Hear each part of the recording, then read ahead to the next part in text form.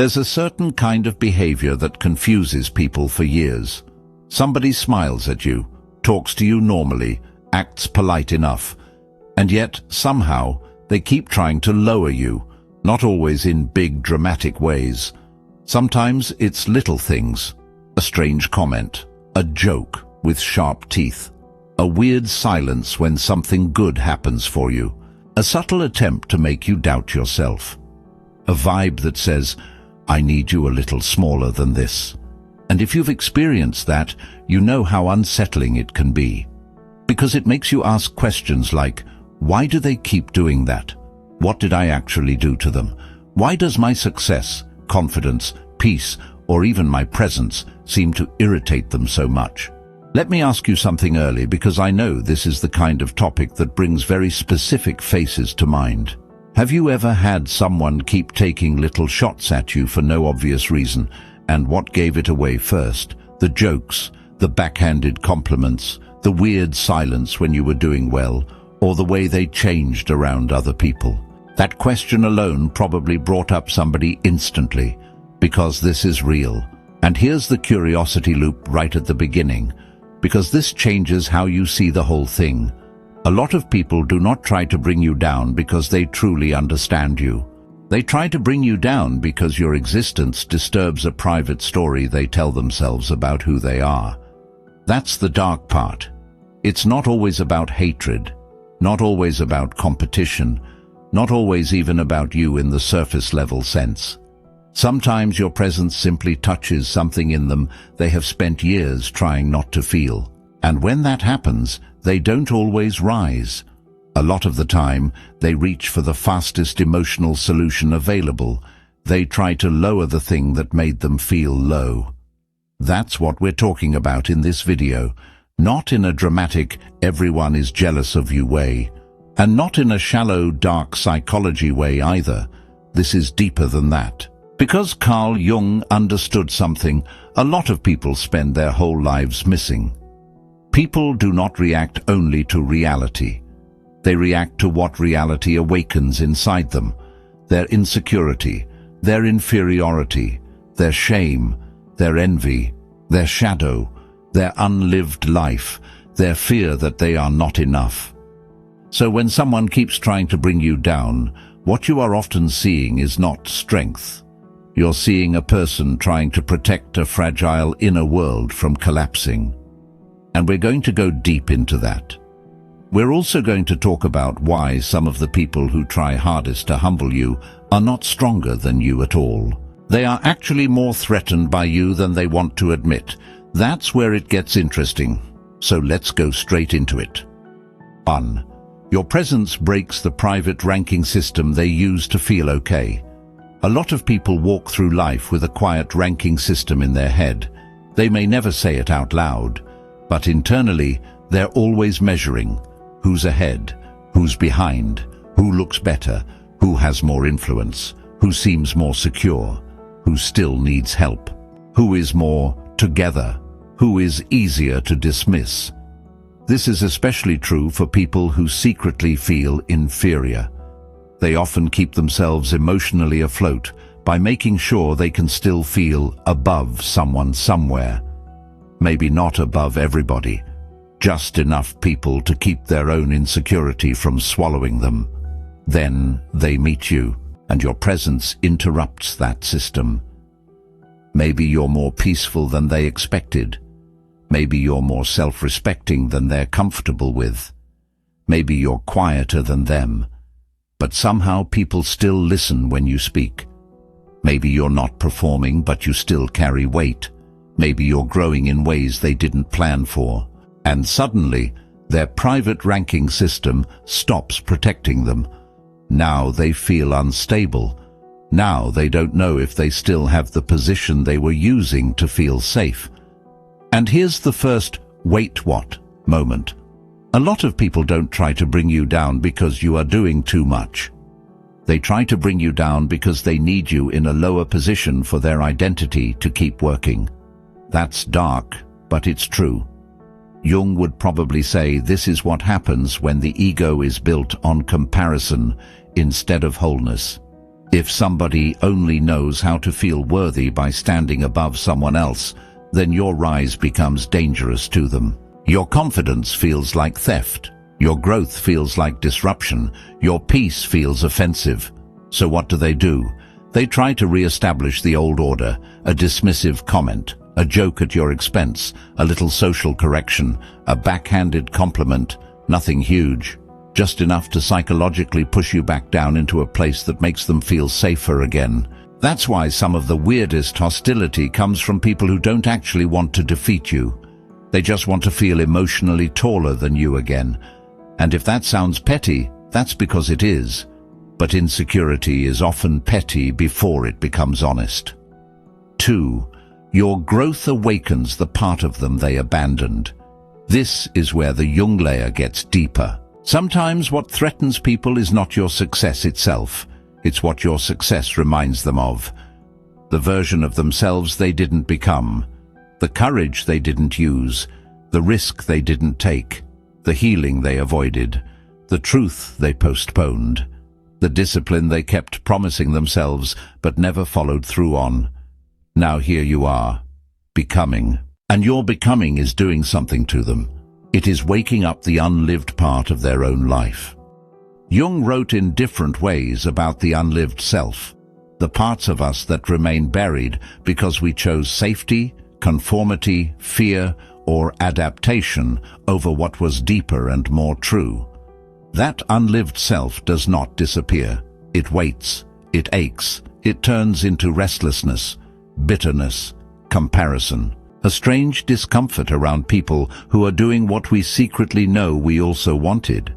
So when they try to bring you down, sometimes what they are really trying to silence is not you. It is the voice inside them that says, "You could have been more honest than this. You could have tried harder than this. You settled, you hid, you performed instead of becoming." And that is a brutal thing to feel, because now your life is not just your life. It has become evidence. Evidence that change was possible. Evidence that fear was not the only option. Evidence that growth could have happened. And instead of turning that pain into responsibility, insecure people often turn it into resentment. That's why people can seem strangely irritated by your progress, even when your progress has nothing to do with them. It is because your life is confronting them anyway. You became a mirror they never asked for, and some people would rather crack the mirror than meet their own face inside it. That's one of the darkest reasons they try to bring you down. Not because they misunderstand your growth, because they understand it just enough to feel what it says about their own avoidance. 3. They mistake your light for an accusation. This one is subtle, but very common. Some people react to your confidence, your clarity, your peace, your self-respect, as if you were insulting them, even when you said nothing. Even when you were being kind. That can be confusing. You think, I wasn't trying to make anybody feel small, and most of the time you weren't. But insecure people often interpret your stability as a judgment of their instability. Your boundaries feel like criticism of their lack of boundaries. Your discipline feels like criticism of their lack of discipline. Your calm feels like criticism of their chaos. Your self-trust feels like criticism of their constant self-doubt. In other words, they don't just see what you are. They experience what you are as a comment on what they are not. That's the psychological twist. Jung would likely call this projection. They are taking the discomfort that rises inside them and locating its source entirely in you. So now, in their mind, you are the problem, not because you harmed them, but because your existence made them feel something inconvenient.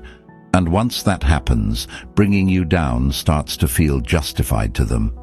Now the little insults seem fair. Now the passive aggression feels deserved. Now the mocking feels harmless. Why? Because they're no longer reacting to you as a person. They're reacting to the accusation they imagine your presence contains. This is why some of the nicest, calmest, least performative people can still trigger bizarre defensiveness in others. Not because they are arrogant, but because insecure people often feel criticized by anything they secretly know they need to develop. That's when your light stops looking like light to them. It starts looking like exposure, and people who feel exposed often strike back. 4. They use humiliation because they cannot generate real worth. Let's say this plainly. A lot of people who try to bring you down are not building themselves up in any real way. That's why they need shortcuts. They need quick emotional relief, quick power, quick superiority, quick proof that they still matter. And one of the fastest ways to get that is by lowering somebody else. That's why public jokes, subtle embarrassments, little corrections, and sarcastic digs are so common. They are cheap forms of status building. If I can make you look awkward, I feel less awkward. If I can make you look small, I feel less small. If I can make the room laugh at you, I get a temporary hit of power. That's not confidence, that's emotional theft. And here's another "wait what" moment. A lot of people do not bring you down because they are stronger than you. They bring you down because they have no real way to rise on their own. That's the dark reason. Real confidence doesn't need victims. Real self-worth doesn't need an audience. Real power doesn't need little humiliations to feel alive. Jung would say that what is missing within often gets compensated for outwardly. So if somebody is internally empty, fragile, or ashamed, they may start creating social moments that make them feel powerful by contrast. That's why weak people often love jokes that have a little poison in them. That's why they suddenly become extra funny when the room is watching, extra sharp, extra observant of your flaws. They're not just making conversation. They're trying to manufacture worth from your discomfort. And once you see that, their behavior becomes less confusing, still ugly, still draining, but much less mysterious. Because now you understand the engine behind it. They are trying to generate a feeling they cannot produce honestly within themselves, so they borrow it from your diminishment. 5. They are not reacting to who you are. They are reacting to what they lose around you. This is a really important distinction. Sometimes people try to bring you down because your presence costs them something. Not money, not opportunity, psychological comfort. Maybe they lose the role of the smartest one. Maybe they lose easy access to your attention. Maybe they lose their ability to influence you. Maybe they lose the comfort of thinking they are more self-aware, more stable, more evolved, more desirable, more in control. And if they were quietly depending on that role, your growth feels expensive. So they react. Not always by admitting it, usually by trying to make your growth look bad. This is where you hear things like, "You changed. You think you're better now. You take yourself too seriously. You used to be fun. You're doing too much. Stay humble." Sometimes those statements have truth in them, but very often they're not feedback. They're grief disguised as criticism. Grief over losing the version of you that made them feel safer in themselves. Jung would probably say that relationships often organize around unconscious contracts. One person plays smaller, one person plays bigger, one person seeks, one person gives, one person over-explains, one person gets to feel more certain. Then one person changes. Now the contract starts breaking. That break feels threatening. So instead of adapting, insecure people often try to drag you back into the role that made the old arrangement work. That's what a lot of sabotage is, by the way. Not some dramatic destruction of your life, just a repeated attempt to restore the old emotional order, to make you doubt yourself enough to become easier again, to become smaller again, to become more available to the old structure again. And once you see that, certain comments start sounding very different. They no longer sound like concern. They sound like withdrawal symptoms. 6. They secretly need your reaction more than they need your failure. This one surprises people. Sometimes the insecure person is not even fully committed to making you fail. What they really want is your reaction, your hurt, your confusion, your need to explain, your emotional drop, your visible self-doubt. Why?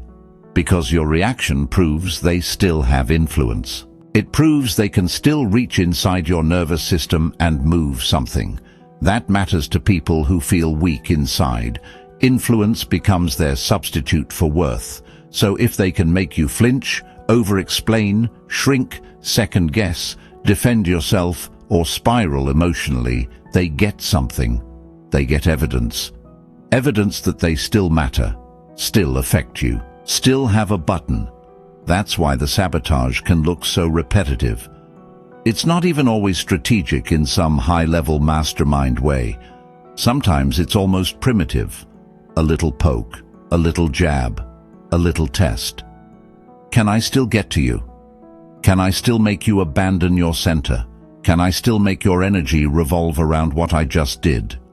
The point is clarity. To understand that when certain people try to bring you down, the behavior is often revealing more about their relationship with themselves than about your actual worth. That matters, because otherwise you start shrinking. You start over-explaining, softening your wins, hiding your peace, acting less happy, talking less boldly, minimizing yourself so other people can stay comfortable in the shadows they refuse to face. And that is too expensive. Jung wouldn't tell you to hate these people, but he also wouldn't tell you to hand them your center. He would probably say, become conscious. Conscious enough to see the projection. Conscious enough to see when someone is reacting to their own inferiority more than to your behavior. Conscious enough not to confuse sabotage with truth, because once you see it clearly, it loses some of its spell. It still hurts sometimes, still disappoints sometimes, but it stops defining you, and that changes everything. So, what's the dark reason inferior people try to bring you down? Because your presence breaks the private ranking system that keeps them comfortable, because your growth awakens the life they abandoned, because your light feels like an accusation to the parts of them they avoid, because humiliation is the cheapest power they know how to create, because they lose emotional comfort around your evolution, because they need your reaction to prove they still matter, and at the deepest level, because bringing you down helps them avoid meeting their own shadow. That's the truth. Not always pretty, but very clarifying. And if you've been dealing with people like this, don't rush to make yourself smaller, just to make their inner world easier to bear. Sometimes the weirdness, the sabotage, the little cuts, the fake concern, the jokes, all of that is simply what unresolved inferiority looks like when it can't rise, so it reaches downward instead. And before I leave you, I want to bring that question back one more time because I think the comment section on this one could get very real. What was the first sign that someone was trying to bring you down? The fake support, the little jokes, the coldness when you were doing well, or the way they suddenly acted different once other people noticed you? That answer probably tells the whole story. If this spoke to you, comment, I see the shadow now.